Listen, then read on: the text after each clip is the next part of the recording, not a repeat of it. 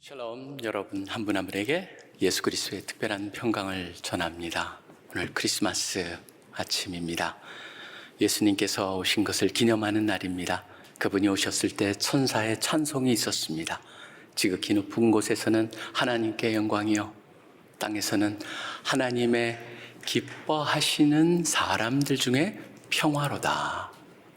평화, 어느 때보다도 이 평화라는 단어가, 이 평강이라는 단어가, 샬롬이라는 단어가 와닿을 때가 없는 것 같습니다. 오늘 아침에 제가 이 모임을 인도하기 위해서 나오는데 옛날 생각이 났습니다. 대학 때 그때는 새벽송이라는 것이 있었습니다. 새벽 아침에 일찍 새벽에 가서 찬양을 하면서 목사님 댁에서 팥죽을 아침에 먹었던 그런 기억이 났었습니다. 근데 너무나 초라했습니다. 어제 저녁에도 아내랑 같이 동네를 걸면서 크리스마스 이브가 전혀 기분이 나지 않는 걸 보면서 전 가슴이 아팠습니다. 그게 지금 우리의 현실입니다. 이 현실을 보면서 여러분들은 어떤 생각을 가지십니까? 저는 요새 와서 계속 제 마음속에 되새기는 하나님의 말씀, 특별한 말씀이 있습니다. 바로 뭐냐면은 어떤 상황이든지 간에, 특별히 그것은 사도 바울이 옥에 갇혔을 때 그 상황 속에서도 우리를 향해서 하셨던 말씀이죠. 뭐냐면 아무것도 염려하지 말고 다만 모든 일에 기도와 간구로 너희 구할 것을 감사함으로 하나님께 아뢰라.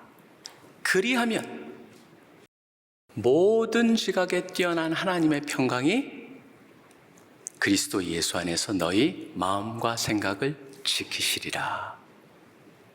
작년 크리스마스 때 얼마나 많은 기도를 했는지 모릅니다. 왜냐하면 2020년을 눈앞에 두면서 비전 2020이라는 것 때문에 마음이 설레었었습니다. 2020은 특별히 비전이라는 단어랑 너무나 잘 어울리는 단어였습니다. 2.0, 2.0, 눈도 가장 잘 보이는 눈을 2.0, 2.0이라고 그러지 않습니까? 비전 2020, 꿈을 많이 가졌었습니다. 근데 올해를 돌아보십시오. 올해 어땠습니까? 아무것도 되지 않았습니다.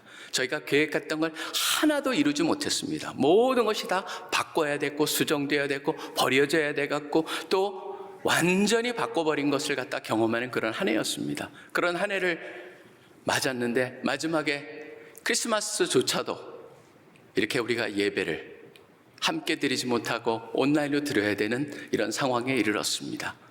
처음에는 약간 두려웠었습니다.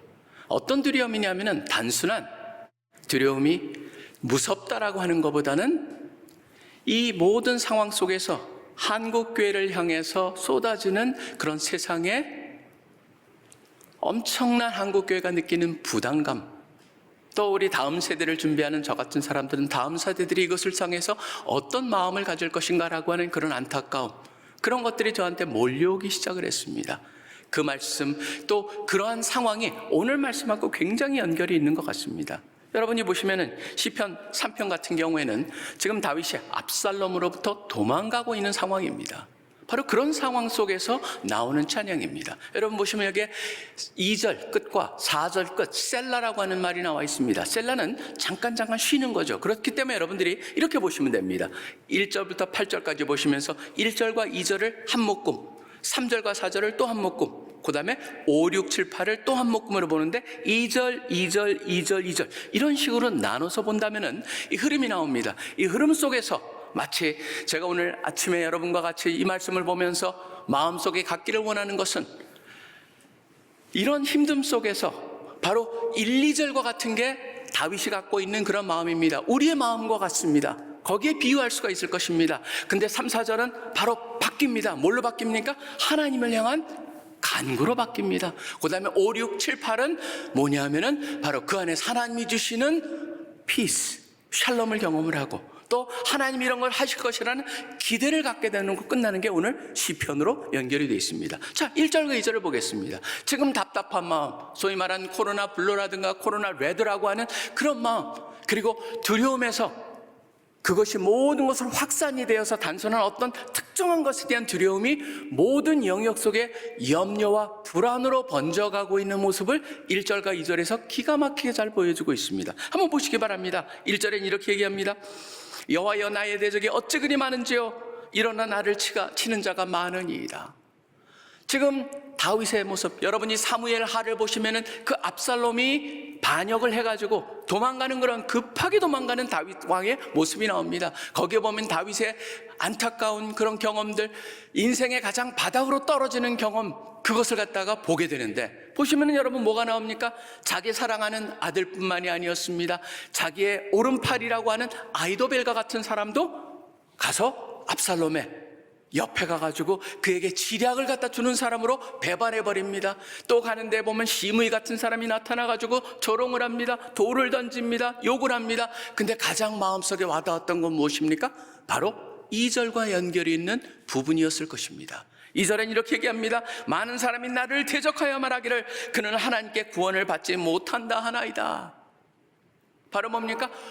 왕이라고 하는, 하나님이 기름 부어둔 왕이라고 하는 정체성을 흔들어버리는 얘기였습니다. 조롱받는 얘기였습니다. 저주하는 얘기였습니다. 시므이가 말합니다. 네가 사울을 죽였기 때문에, 바로 너가 그런 어리석은 짓을 했기 때문에 하나님께서 너를 버렸다라고 하는 조롱, 저주가 퍼부어집니다.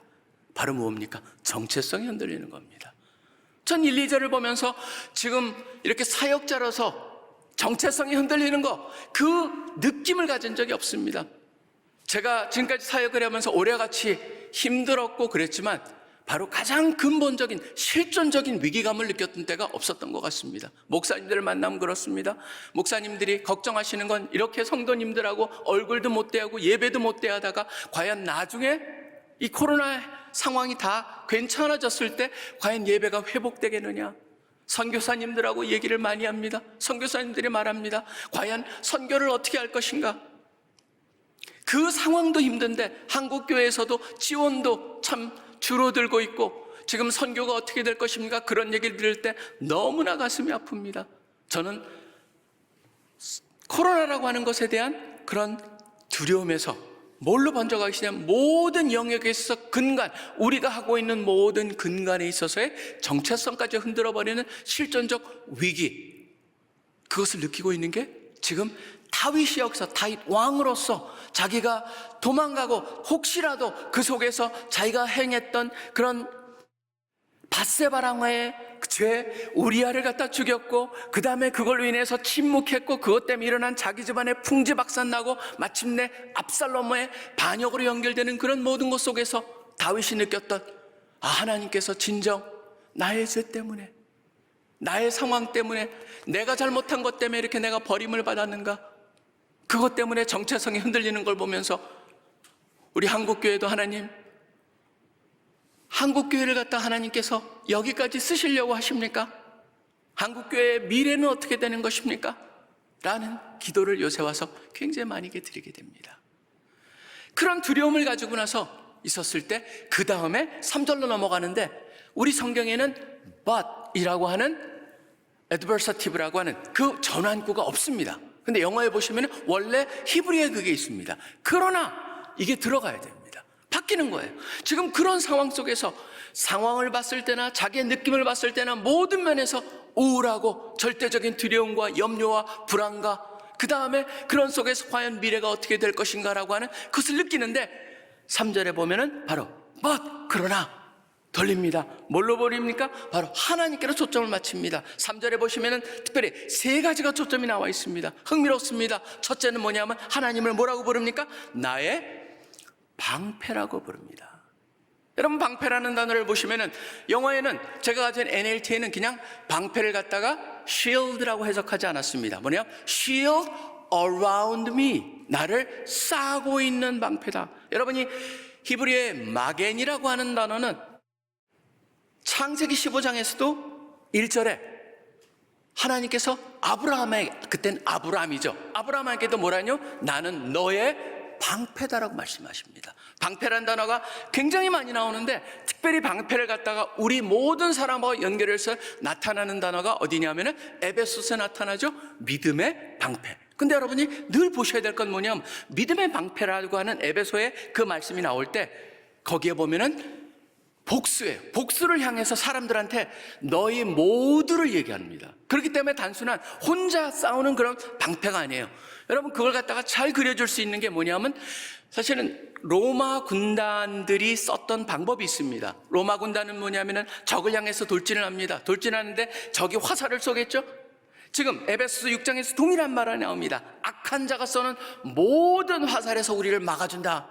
그때 쓰는 그 전열의 형태를 뭐라고 그러냐면 테스투도라고 얘기를 합니다. 테스투도라고 하는 거는 지금도 스페인어에서는 그거는 덮개란 이름입니다. 라틴어로는 뭐냐면 거북이라는 겁니다. 거북이라고 하는 걸로 테스투도 형태가 되는 건 뭐냐면 모든 사람이 방패를 가지고 앞에 있는 사람은 앞을 가리고 바로 뒤에 사람은 방패를 위로 올려서 완전히 전체를 쏴버리는 겁니다. 덮개를 해버립니다. 방패를 해가지고 전진을 합니다. 언제 쓰는 거냐면 적을 향해서 돌진할 때 쓰는 겁니다. 테스투도 전법. 여기서 다윗이 말하고 있는 건 뭡니까? 하나님께서 이런 상황 속에서 나를 방패로 쌓아서 보호해 주십니다라고 하는 기도 속에서 하나님을 향한 외침, 믿음의 선언입니다. 바로 우리가 이런 속에서 힘이 들더라도 상황이 어렵고 나의 모든 정체성이 흔들리는 것 같은 그런 상황을 접할지라도 첫째 우리가 해야 될 것은 뭡니까? 하나님은 나의 방패십니다. 이거는 말씀드렸다시피 전진을 할 때 쓰는 겁니다. 후퇴할 때 쓰는 게 아닙니다. 하나님이 나에게 맡겨주신 사명과 본분을 우리가 다하기 위해서 앞으로 전진을 해야 된다라고 하는 것을 갖다가 단순한 하나님, 제가 전진하겠습니다, 전진하게 도와주시옵소서라고 하는 그 얘기를 하고 있다라고 하는 것이죠. 제 아침마다 저에게 기도를 보내주시는 분이 계십니다. 온누리교회 집사님이세요. 제가 그분의 기도를 보면서 아침마다 참 은혜를 받습니다. 은혜를 받으면서 그 기도 속에서 은혜를 받을 뿐만 아니라 새벽에 때로는 5시 즈음에 때로는 6시 즈음에 꼭 새벽에 하루도 빠지 않고 기도를 보내주세요. 제가 그걸 보면서 바로 이런 분이 있기 때문에 이런 일이 일어나고 있다고 생각합니다. CC도 마찬가지입니다. 저희는 사실은 제가 힘들다 말씀을 드렸지만 저희는 하나님을 향해서 믿고 나갑니다. 이번에도 다음 주 월요일부터 3일 동안 각 곳마다 다르지만 약간 2박 최소한 이틀씩을 저희가 금식을 하자. 그래서 모든 곳 학생들이 금식을 합니다. 다양한 곳에서 온라인으로 금식을 하는데 금식해가지고 모금을 해가지고 그거를 갖다가 우리가 가장 힘든 곳을 세계에서 찾자 해서 레바논의 선교를 돕고자 하고 어느 팀들은 레바논의 선교를 돕고 어느 팀들은 탄자니아에 물을 파주고 우물을 파주는 그런 것 다양한 우리가 힘든 곳에 우리보다 더 힘든 사람들을 위해서 그 일을 쓰자. 그 모든 것을 갖다 우리 학생들이 하고 있습니다. 바로 뭡니까? 멈출 수가 없다는 것입니다. 전진해야 됩니다. 하나님이 우리를 막아주시고 도우시고 우리 행할 것을 하게 하실 것이기 때문에 믿음을 가지고 도전하겠다. 바로 다윗이 주님은 나의 방패입니다. 그렇습니다. 우리가 외치길 바랍니다. 주님이 나를 방패십니다. 여러분이 멈춰서는 안 됩니다. 앞으로 함께 나아가야 됩니다. 두 번째는 뭐라냐면 나의 영광이라고 그랬습니다. 영광이라는 단어도 참 흥미로운 단어입니다. 지극히 높은 곳에는 하나님 아버지께 영광이라고 그랬습니다. 예수님이 오신 크리스마스가 영광이라는 단어가 나오는데 영광이라는 단어는 쫓아가 보면 굉장히 어원이 흥미롭습니다. 왜냐하면 히브리의 카보드라고 하는 영광이라는 단어는 원래 카베드라고 하는 단어에서 나왔습니다. 카베드는 뭐냐면 우리 인체에 있는 가장 무거운 기관 중에 하나죠. 바로 간입니다. 간이라고 하는 데서 나온 거예요. 간이라고 하는 단어에서 뭘로 나오냐? 무겁다라고 하는 의미로 나옵니다. 그렇기 때문에 무겁기 때문에 실질적으로 부가 무겁다. 옛날에는 부는 금이니 뭐니 그런 걸 가지고 있으니까 무거워져야 되겠죠. 그러다 보니까 카베드에서 카보드라고 하는 이 단어가 다 같은 어원입니다. 그렇기 때문에 뭐냐 하면은 가장 귀한 것, 부유한 것, 그런 면에 있어서 한마디로 뭡니까? 우리말로 하면은 하나님, 저의 인생의 무게중심이 주님께 있습니다 라고 하는 건 인정하는 거예요. 주님이 나의 영광입니다. 그건 뭐냐면 우리말로 하면은 하나님, 당신이 저의 인생의 무게중심입니다. 어려움을 당하면서 우리는 무엇을 느낍니까? 그동안에 우리가 혹시라도 유한한 것에 우리의 소망을 두고 살았다면 이 어려움을 우리가 경험하면서 바로 무엇이 가장 중요한 것인가? 어려움을 당할 때 모든 사람은 자기의 삶을 돌아봅니다. 자기의 삶을 돌아보면서 무엇을 찾게 됩니까? 인생의 모든 영역 속에서 제자리를 찾아가는, 질서를 찾아가는 일을 하게 됩니다. 저는 다윗도 마찬가지가 아니었을까 생각합니다. 왕으로서도 백성들한테 버림을 받았고 집안에서도 존경을 받지 못하는 아버지로서의 버림을 받은 사람으로서 그것이 혹시라도 자기의 중심에 있지 않은 날 돌아보면서 다시 한번 인정하는 건 무엇입니까? 주님, 그렇습니다. 주님이 나의 무게중심입니다. 주님이 다시 저의 중심에서 가장 귀한 것으로 다른 것들을, 제자리를 찾기를 원합니다 라고 하는 것을 고백하고 있는 것이죠. 방패라고 그랬습니다. 영광이라고 그랬습니다. 바로 세 번째로는 뭐라고 합니까? 나의 머리를 드시는 자라고 했습니다. 나의 머리를 드시는 자, 여러분 이거는 나중에 한번 찾아보시기 바랍니다. 창세기 40장 같은 데 보면은 바로 요셉이 옥에 갇혔을 때 거기에 보면은 술을 갖다가 관리하는 그 컵베어러라고 하는 관원자가 있었고, 그 다음에 빵을 굽는 사람이 있었는데, 술을 갖다 관리하는 사람한테 뭐라 그러냐면 당신의 꿈을 갖다 해석을 하면서 당신의 머리를 들고 당신의 본직이 회복이 될 것이라고 되어 있습니다. 여기서 머리를 든다는 건 뭡니까? 회복입니다. 하나님께서 회복시키실 것입니다 라고 하는 확신입니다. 하나님이 회복시키십니다. 그러고 나서 하나님께 회복시키면서 4절에 보면 뭐라고 연결됩니까? 회복시키는 이유가 뭐예요? 하나님은 우리의 기도를 들어주시는 분이기 때문입니다. 여러분 보시면은 저는 이 모든 것들이 성경에 보면은 하나님의 우리랑 맺은 언약이 있습니다. 저는 크리스마스를 맞아서 우리가 생각해보면 복음의 진수, 가장 본질을 우리가 되찾는 기회가 되기를 원하는데요. 그 복음의 진수라고 쓰는 본질을 찾을 수 있는 게 뭔지 아십니까? 저는 이 방패란 단어가 쓰여졌다, 또 그 방패란 단어가 특별하게 쓰여진 것을 찾는다면은 이게 다윗이 하나님을 향해서 당신은 나의 방패입니다라고 얘기했지만 하나님께서 내가 바로 너의 방패라고 말했던 곳이 하나가 있습니다. 아까 말씀드렸다시피 창세기 15장 1절에 아브라함을 향해서 그 얘기를 하십니다. 창세기 15장 1절 아브라함을 갖다 보시면 아브라함과 하나님의 관계도 참 특별합니다. 12장부터 시작을 하죠. 여러분이 보시면 이런 얘기를 합니다. 아브라함 보고 떠나라 그럽니다. 어디로요? 그랬더니 나중에 알려줄게. 네 자손을 통하여서 별과 같이 많게 되겠다고 얘기합니다. 근데 아브라함은 늙지 않았습니까? 그러니까 어떻게 해요? 그랬더니 나중에 알려줄게. 하나님은 그 당시에 답을 주지 않습니다. 15장에서도 마찬가지입니다. 바로 이 땅을 갖다가 너에게 줄게 그랬더니 드디어 아브라함이 묻습니다. 그 사실을 제가 어떻게 알 수 있습니까? 15장 8절에 그 질문을 향해서 하나님께서 아브라함을 갖다 깊은 잠에 들게 하시고 바로 아브라함과 언약을 맺으십니다. 그게 복음의 진수인데요. 들어보시기 바랍니다. 어떻게 합니까? 거기에 보면 암소를 가져오고, 그 다음에 암염소를 가져오고, 순양을 가져오고, 그 다음에 산비둘기, 그 다음에 집비둘기 새끼들을 가져와가지고 어떻게 합니까? 짐승을 갖다 반으로 쪼개가지고 마주보게 양편을 놓습니다. 새들은 작기 때문에 그냥 그대로 죽인 채로 놓습니다. 그게 바로 그 당시에 사람들 간에 맺는 언약, 계약이었습니다. 두 사람이 계약을 할 때 재물을 하나를 잘라가지고 양쪽에 놓습니다. 이쪽 사람이 지나가고 저쪽 사람이 지나가고 그래가지고 뭐라 하는 겁니까?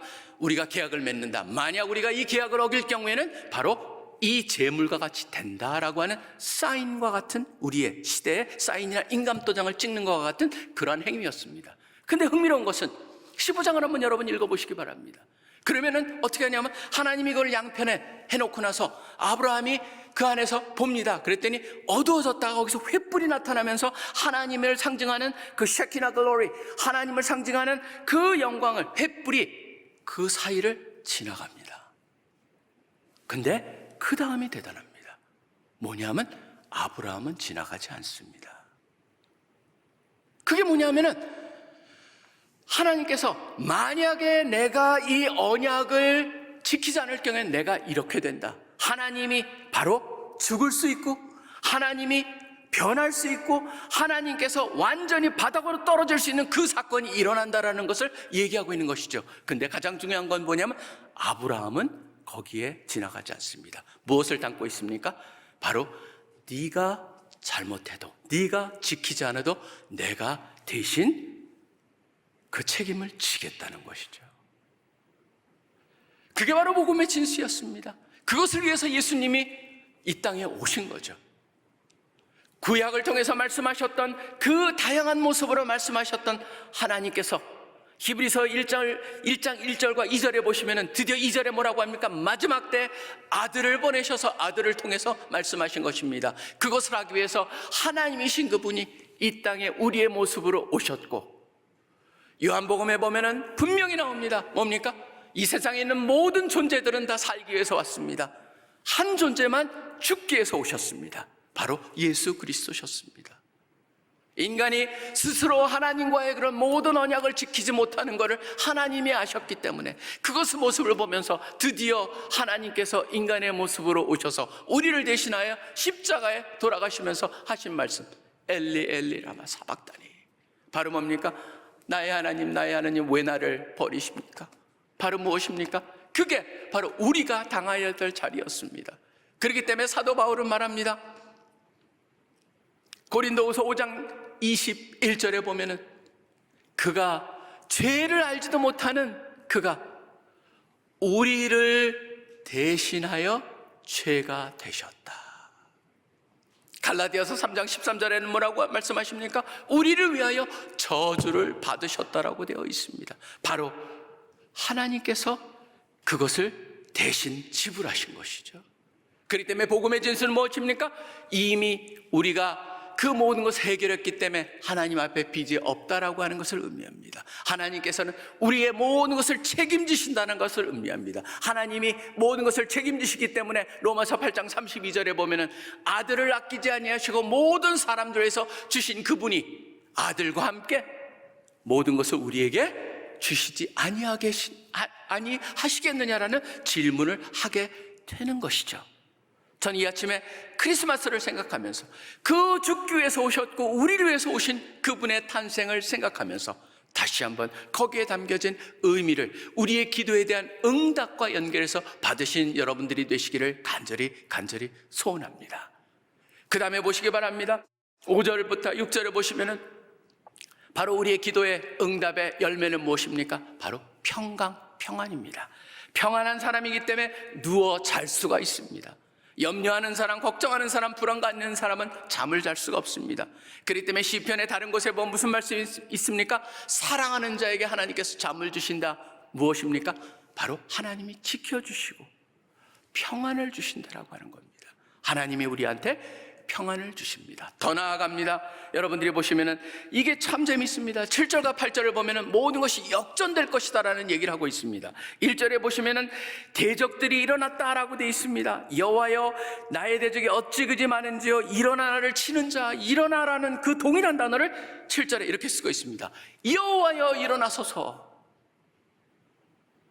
우리를 향해서 대적하는 그 무리들이 일어났습니다. 바로 여기서 보면 단순한 하나님을 향한 요청이 아닙니다. 확신입니다. 바로 어떤 사람 말합니다. 이건 단순한 요청이 아니고 패티션을 뛰어넘어서 바로 확신을 향해서 말한다. 여호와여 일어나소서. 그 다음에 2절에 보면 뭐라고 돼 있었습니까? 구원을 받지 못한다 그랬는데 말합니다. 나의 하나님 나를 구원하소서. 그리고 8절에 보면은 뭐가 나옵니까? 주의 복을 주의 백성에게 앞에 나와는 구원이 여호와께 있사오니 주의 백성에게 베푸소서라고 하는 쪽으로 연결이 되는 것을 볼 수가 있습니다. 확신입니다. 바로 기도 속에서 드려지는 확신이죠. 제가 그렇기 때문에 아까 우리가 빌립보서 4장에 말씀드렸던 4장 6절과 7절에 사도 바울이 말했던 모든 일을 갖다가 감사함으로 아뢰할 것을 하나님 앞에 구할 것을 감사함으로 하나님께 아뢰라. 그리하면 하나님의 평강이 우리를 마음과 생각을 지키시고 9절에 보면 평강의 하나님이 우리랑 함께 하신다는 말씀. 근데 저는 여기에 초점을 맞춰봅니다. 8절에 보면은 궁극적으로 나에서 시작했지만 초점이 어디로 갑니까? 주의 백성으로 초점을 맞춰지는 걸 보게 됩니다. 저는 이게 제가 오늘 여러분들과 함께 기도하면서 초점을 맞추고 싶은 핵심 중에 하나입니다. 뭡니까? 주여 교회를 회복시켜 주시옵소서. 주여 다음 세대를 살려 주시옵소서. 주여 무너진 이 사회를 주여 혹시라도 하나님 눈밖에 나버린 그런 짓을 했을지라도 용서해 주시고 우리를 회복시켜 주시고 우리를 통하여서 주님이 이루시고자 하는 꿈을 이루어 주시옵소서라고 하는 간절한 요청과 함께 주님 그렇게 해 주실 것을 믿습니다라고 하는 그런 기도를 드리기를 원합니다. 왜냐하면 교회가 무너지면 그 사회가 무너져 버립니다. 소망이 교회밖에 없습니다. 바로 소망이 우리들입니다. 저는 이사야서에 나오는 그 말씀을 하나 생각을 하면서 말씀을 마치고자 합니다. 이사야서 57장에 보시면은 이런 말씀이 있습니다. 15절 후반부에 보면은 되어 있습니다. 통회하고 마음이 겸손한 자와 함께 있나니 이는 겸손한 자의 영을 소생시키며 통회하는 자의 마음을 소생시키랍니다. 하나님께서 우리의 마음을 소생시키고 19절에 보면 이런 말씀이 있습니다. 입술의 열매를 창조하는 자 여호와가 말하노라. 먼 데 있는 자에게나 든지 가까운 데 있는 자에게든지 평강이 있을지어다 평강이 있을지어다 내가 그를 고치리라 하셨느니라. 그리고 더 나가서 62장으로 가보면은 바로 오늘 우리가 드리는 기도가 바로 이런 기도가 되기를 소원합니다. 거기에 보면 이사야의 기도가 나옵니다. 이사야의 기도가 나오면서 이사야의 마음이 나옵니다. 62장 1절에 보면은 나는 시온의 의가 빛같이 예루살렘의 구원이 횃불같이 나타나도록 시온을 위하여 잠잠하지 아니하며 예루살렘을 위하여 쉬지 아니할 것인즉, 그러면서 가장 특별한 것이 바로 6절과 7절에 나옵니다. 저는 여러분들이 바로 이런 기도의 파수꾼들 같은 분이라고 믿습니다. 6절에 보면 예루살렘이여 내가 너의 성벽 위에 파수꾼을 세우고 그들로 하여금 주야로 계속 잠잠하지 않게 하였느니라. 너희 여호와로 기억하게 하시는 자들아 너희는 쉬지 말며 또 여호와께서 예루살렘을 세워 세상에서 찬송받게 하시기까지 그를 쉬지 못하시게 하라. 무슨 얘기입니까? 바로 하나님은 우리 하나님은 특별하신 분입니다. 아침에 새벽에 왕을 깨울 수 있는 사람은 바로 그 왕의 귀여운 막내딸일 것입니다. 우리는 언제든지 하나님을 찾아가서 하나님 도와주시옵소서, 회복시켜 주시옵소서, 다시 한번 사용하여 주시옵소서, 주님께서 그 일을 행하실 거라고 믿습니다 라고 하는 그러한 하나님을 향해서 지속적인 기도의 파수꾼들 우리 모두가 되어서 한국교회를 살리고 한국 사회를 살리고 하나님께서 우리 민족을 향해서 보여주셨고 꿈꾸고 계시는 세계복음화에 우리 민족이 쓰임을 받는 그때까지 그 믿음을 가지고 확신을 가지고 나아가시는 여러분들 한 분 한 분 되시기를 간절히 축원합니다.